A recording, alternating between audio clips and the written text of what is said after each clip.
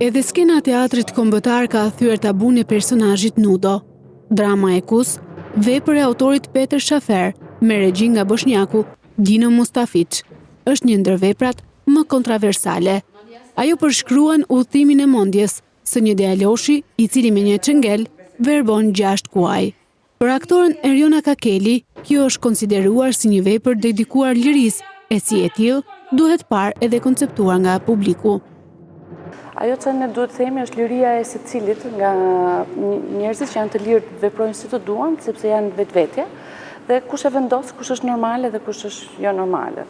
Aktoria Luli Bitri që luan rolin e gjykatëses në këtë dramë thotë se ajo është një risi për mënyrën se si është ndërtuar.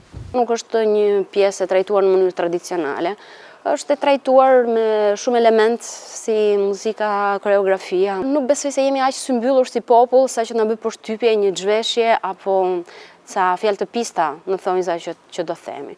Historia e dramës e Kus flet për marrëdhënien e një psikiatri me pacientin e tij, adoleshentin 17 vjeçar, i cili pasionin e tij për kuajt e tregon me verbimin e tyre. Regjizori rolin kryesor të psikiatrit, Martin Dysart, ja ka besuar aktorit Timo Floko.